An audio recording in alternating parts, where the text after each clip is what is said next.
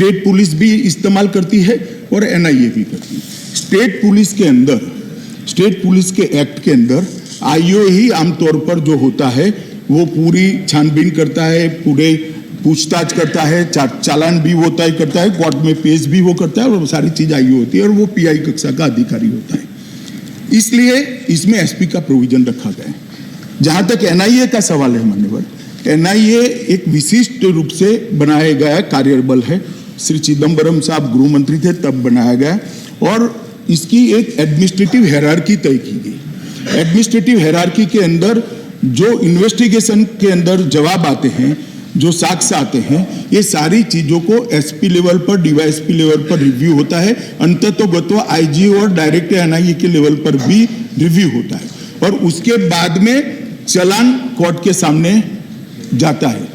तो जो state police है इसके काम करने के नियम और मानक अलग है, एनआईए के काम करने के नियम और मानक अलग है। और मान्यवर तकलीफ क्या होती है, जो एनआईए को दिक्कत क्या आती है, वो भी मैं सदन के सामने रखना चाहता हूं। 298 केस है, करीब 30 के आसपास एसपी है, मुझे एग्जैक्ट आंकड़ा मालूम नहीं, एक आध दो इधर उधर हो सकता है। 30 के आसपास एसपी है।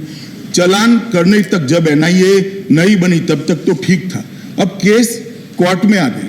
जो आईओ होता है उसने कोर्ट में उपस्थित रहना पड़ता है मान्यवर। और 30 एसपी, एक सेकंड, बाद में सवाल पूछा नहीं। और 30 एसपी जो है मान्यवर, वो पूरे देश में बिखरी हुई कोर्टों के अंदर उपस्थित होने में दिक्कत आती है, इसलिए ये पीआई कक्षा के अधिकारी को ये अधिकार दिया है।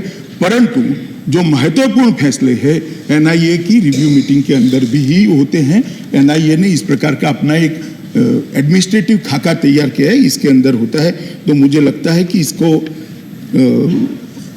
इससे कोई डाइल्यूजन इन्वेस्टिगेशन के अंदर होने की संभावना बहुत कम। एक सब चीजों का जवाब दूंगा भाई, संभावना बहुत कम है।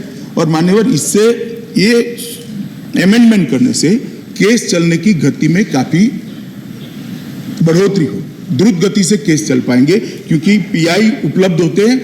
30 एसपी इतने सारे राज्यों में उपलब्ध होना असंभव है डे टू डे हियरिंग के अंदर। दूसरा आया कि भाई आप एनआईए के डीजी को अधिकार दे रहे हो, स्टेट के डीजी को अधिकार छीनकर। स्टेट के डीजी का किसी ने अधिकार नहीं छीना। स्टेट पुलिस जिस यूएपीए का केस को जांच कर रही है उसमें स्टेट पुलिस के पास ही है। और एनआईए जो जांच करती है, जांच जब अपने हाथ में लेती है तब स्टेट के चीफ सेक्रेटरी और डीजीपी को सूचित करती है कि केस हम ले रहे हैं, क्योंकि ये अंतर्राज्यीय कक्षा का केस है, अंतर्राष्ट्रीय कक्षा का केस है। जब चिदम्बरम साहब बिल लेकर आए थे तब उन्होंने अच्छे से इसको एक्सप्लेन किया है, इसी गृह में एक्सप्लेन किया है, और वो प्रोसीजर के तहत ही केस ट्रांसफर होता है एनआईए को। अब जब एनआईए का जांच कर रही है तब स्टेट पुलिस के डीजी का संपत्ति की जब्ती के लिए परमिशन लेना इसलिए अनुचित है मान्यवर कि पूरे फैक्ट तो इनके पास होते हैं, पूरे फैक्ट्स इनके पास होते हैं। स्टेट पुलिस को पूरी इन्वेस्टिगेशन की मालूमात ही नहीं है। और अब इस प्रकार की भी संपत्तियां हुई है कि डीमेट अकाउंट में शेयर पड़े हैं, अन्य इलेक्ट्रॉनिक प्रकार के सोना भी रखते हैं, बाकी सारी चीजें भी रखते हैं। और interested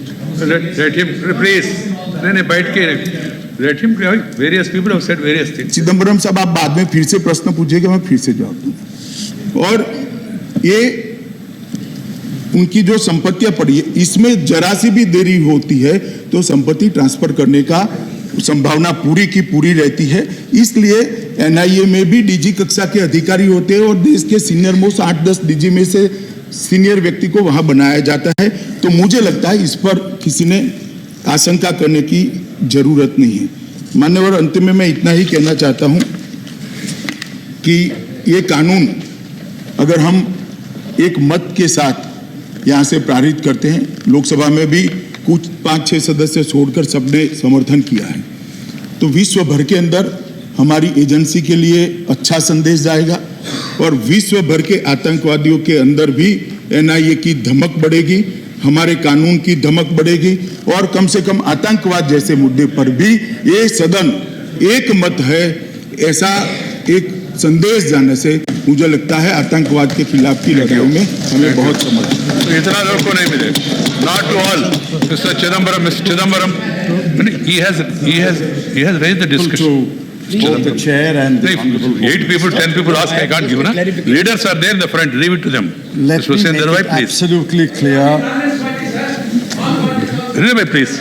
Leave it to the chair. Mr. Vijay Sairedi, please.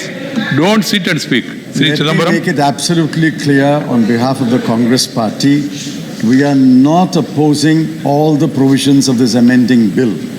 Right. We are accepting most of the provisions. We are opposing only two provisions, Clause 5 and Clause 6. And why we are opposing also, I explain, and I wish that the Honorable You already Minister said will it. clarify that. Thank you. When you want to name an individual, when will you name the individual? At what stage will you name an individual? Right. Because the section says if the central government believes he is involved in terrorism. What is the stage when you will name him? If you Right. clarify that, at what stage, we may reconsider our position. But the act is unclear Right, about it. Mr. It can Chidambaram. कुछ आतंकवादी विदेश में भाग गए हैं। अब उनको interrogation के बाद ही करेंगे, ऐसा कैसे कर सकते हैं? अगर ऐसा करेंगे तो फिर हाफिज सईद को नहीं कर पाएंगे हम, भले यूएन कर दे। दाऊद इब्राहिम को हम नहीं कर पाएंगे, भले कोई यूएन कर दे। तो आमतौर पर जब तक वो उपलब्ध है, इसकी सघन पूछताछ करने के बाद, साक्ष्य जुटाने के बाद ही करेंगे। मगर वो व्यक्ति कोऑपरेटिव नहीं कर रहा है तो फिर हमारे पास कोई और रास्ता नहीं बनता है। सर्कमटेंशियल एविडेंसेस और बाकी के स्टेटमेंट्स को देखते हुए इस पर निर्णय करना पड़ेगा। एक स्पष्टीकरण चाहता हूँ। बड़े लंबे समय से जो हमारा क्रिमिनल जस्टिस सिस्टम है उसकी एक बहुत बड़ी खामी है। वो इन्वेस्टिगेशन और प्रोसिक्यूशन में दुनिया भर में फर्क रखा जाता है कि जो जांच करते हैं वही बाद में प्रोसिक्यूट नहीं करते। भारत में ये अभी नहीं हुआ, पुरानी समस्या है। आप क्या प्रोसिक्यूशन को अलग कर देंगे इन्वेस्टिगेशन से ताकि सही रूप में न्याय हो? और दूसरा, सुप्रीम कोर्ट ने निर्देश दिया है, संसद को कहा है कि कानून बनाए मॉब लिंचिंग के खिलाफ भी। क्या आपकी सोच है उसके बारे में? मान्यवर, जो बिल के संबंधित सवाल है इसका मैं जरूर जवाब दूंगा। इन्होंने कहा कि प्रोसिक्यूशन एजेंसी को और इन्वेस्टिगेशन एजेंसी को अलग करना चाहिए। एक नीति विषयक निर्णय है, ये बिल के अंदर अमेंडमेंट के अंदर वो समाहित नहीं हो सकता। परंतु मैं एक बात आपको जरूर कहना चाहता हूँ, जो दिग्विजय सिंह जी ने, माननीय सदस्य ने, सभापति महोदय उठाई कि अपील क्यों नहीं करते। एनआईए के अंदर अपील के प्रोविजन को बहुत स्पष्ट किया गया है कि इसके अंदर आईओ और आईजी दोनों मिलकर एक ओपिनियन मेकअप करते हैं। बाद में जो लॉ ऑफिसर केस आर्ग्यू किया इसका ओपिनियन आता है। ये दोनों के ओपिनियन आने के बाद भारत सरकार के लॉ ऑफिसर का इंडिपेंडेंट ओपिनियन लिया जाता है और बाद में डायरेक्टर लेवल पर निर्णय होता है। इसमें सरकार की कोई भूमिका कहीं पर भी नहीं। Right. माननीय मंत्री जी,